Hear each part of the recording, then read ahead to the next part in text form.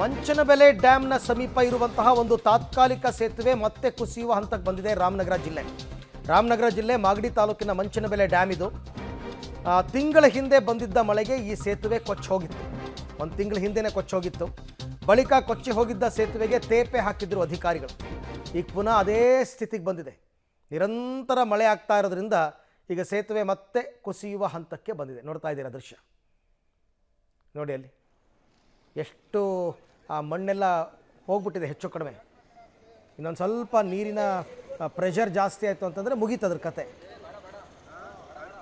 Temporary work ಮಾಡಿದ್ರು, ಇದೆಲ್ಲ ಕೊಚ್ಕೊಂಡು ಹೋಗಿತ್ತು ಈ ಸೇತುವೆ ಎಲ್ಲ. ಈಗ ಪುನಃ ಅದೇ ರೀತಿ ಕೊರ್ಕೊಂಡು ಬರ್ತಾ ಇದೆ ಮಣ್ಣೆಲ್ಲ. ಅದು ಯಾವಾಗ ಅದು ಮತ್ತೆ ಬ್ಲಾಕ್ ಆಗುತ್ತೆ, ಯಾವಾಗ ಅದು ಕಂಪ್ಲೀಟ್ ಹೋಗುತ್ತೋ ಗೊತ್ತಿಲ್ಲ. ಇದು ಮಂಚನಬೆಲೆ ಡ್ಯಾಮ್ ಹತ್ತಿರ ಇರತಕ್ಕಂಥ ದೃಶ್ಯ ನೀವು ನೋಡ್ತಾ ಇರೋದು. ನೋಡಿ, ಮಳೆ ಕಡಿಮೆ ಆದರೂ ಮಳೆಯ ಪರಿಣಾಮಗಳು ಕಡಿಮೆ ಆಗಲ್ಲ ಅನ್ನೋದಕ್ಕೆ ಇವೆಲ್ಲ ಎಕ್ಸಾಂಪಲ್ಸ್. ನೀರಿನ ಪ್ರಮಾಣ ಜಾಸ್ತಿ ಆಗ್ತಾ ಹೀಗಾಗುತ್ತೆ. ಈ ಬಗ್ಗೆ ಮತ್ತಷ್ಟು ಮಾಹಿತಿ ನನ್ನ ಕೊಲೀಗ್ ವಿನಯ್ ಅವರಿಂದ ಪಡ್ಕೊಳ್ಳೋಣ. ವಿನಯ್, ಈಗ ಹೋದ ತಿಂಗಳೇನೋ ತೇಪೆ ಹಚ್ಚೋ ಕೆಲಸ ಮಾಡಿದ್ರು, ಈಗ ಪುನಃ ಅದೇ ರೀತಿ ಆಗ್ತಾ ಇದೆ. ಈಗ ಸದ್ಯಕ್ಕೆ ಏನಾದರೂ ಕ್ರಮ ತಗೋತಾರಾ ಅದನ್ನು ಸರಿಪಡಿಸೋದಕ್ಕೆ ಇಲ್ವಾ ಅಂತ?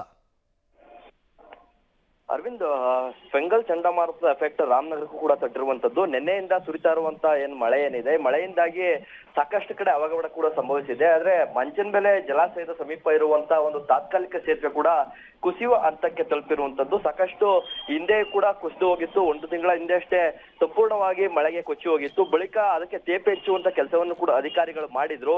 ಅದಾದ ಬಳಿಕ ಇದೀಗ ಮತ್ತೆ ಆ ಒಂದು ಸೇತುವೆ ಕುಸಿಯುವ ಹಂತಕ್ಕೆ ಬಂದಿದೆ. ನಿರಂತರ ಮಳೆಯಿಂದಾಗಿ ವಾಹನ ಸಂಚಾರ ಕೂಡ ಇದ್ದಿದ್ದರಿಂದಾಗಿ ಸೇತುವೆ ಕುಸಿಯುವಂತ ಹಂತಕ್ಕೆ ಬಂದಿರುವಂತದ್ದು. ಜೊತೆಗೆ ಸಾಕಷ್ಟು ರೀತಿಯ ಒಂದು ಹಿಂದೆಯಿಂದಲೂ ಕೂಡ ಅಲ್ಲಿ ಶಾಶ್ವತ ಸೇತುವೆ ನಿರ್ಮಾಣ ಆಗ್ಬೇಕು ಅಂತ ಸ್ಥಳೀಯರು ಒತ್ತಾಯ ಮಾಡಿದ್ರು ಕೂಡ ಅಧಿಕಾರಿಗಳು ಹಾಗೂ ಜನಪ್ರತಿನಿಧಿಗಳು ಈ ಬಗ್ಗೆ ಗಮನ ಹರಿಸಿಲ್ಲ. ಹಾಗಾಗಿ ಸದ್ಯ ಆ ಒಂದು ಕುಸಿಯುವ ಹಂತದಲ್ಲಿರುವಂತ ಸೇತುವೆ ಮೇಲೆ ವಾಹನ ಸಂಚಾರ ಕೂಡ ನಡೀತಾ ಇರುವಂತದ್ದು. ಮಾಗಡಿ ಹಾಗೂ ಬಿಡದಿ ನಡುವೆ ಸಂಪರ್ಕ ಕಲ್ಪಿಸುವಂತ ಪ್ರಮುಖ ಸೇತುವೆ ಇದಾಗಿದೆ. ಈ ಮೂಲಕವೇ ಸಾಕಷ್ಟು ಜನ ಮಾಗಡಿಯಿಂದ ಬೆಂಗಳೂರಿಗೆ ಹೋಗುವಂತವ್ರು ಅಥವಾ ರಾಮನಗರದಿಂದ ನೆಲಮಂಗಲ ಮಾರ್ಗವಾಗಿ ಹೋಗುವಂತವ್ರು ಇದೇ ಒಂದು ಸೇತುವೆಯನ್ನ ಬಳಸಬೇಕಾಗಿದೆ. ಇಂತಹ ಸಂದರ್ಭದಲ್ಲಿ ಅಧಿಕಾರಿಗಳು ಅದನ್ನ ದುರಸ್ತಿ ಮಾಡ್ತಾರಾ ಅಥವಾ ಅದನ್ನ ಹಾಗೆ ಬಿಡ್ತಾರಾ ಅನ್ನೋದು ಕೂಡ ಸಾಕಷ್ಟು ಕುತೂಹಲ ಆಗಿರುವಂತದ್ದು. ಯಾಕಂದ್ರೆ ಸಾಕಷ್ಟು ಬಾರಿ ಗಮನಕ್ಕೆ ಬಂದ್ರು ಕೂಡ ಯಾವುದೇ ರೀತಿಯ ಒಂದು ಪ್ರಯೋಜನ ಆಗಿಲ್ಲ. ಇನ್ನಾದ್ರೂ ಕೂಡ ಅಧಿಕಾರಿಗಳು ಎಚ್ಚೆತ್ಕೊಂಡು ಅದಕ್ಕೆ ಶಾಶ್ವತ ಪರಿಹಾರವನ್ನ ಕಲ್ಪಿಸಬೇಕು ಅಥವಾ ಆ ಒಂದು ರಸ್ತೆಯಲ್ಲಿ ಸಂಚಾರವನ್ನ ನಿರ್ಬಂಧ ಮಾಡಬೇಕು ಅನ್ನೋದು ಕೂಡ ಸ್ಥಳೀಯರ ಒತ್ತಾಯ ಆಗಿರುವಂತದ್ದು. Arvind, okay Vinay, thank you ತಮ್ಮೆಲ್ಲ ಮಾಹಿತಿಗೆ. ಅದಕ್ಕೊಂದು ಶಾಶ್ವತ ಪರಿಹಾರ ಕಲ್ಪಿಸೋದಕ್ಕೆ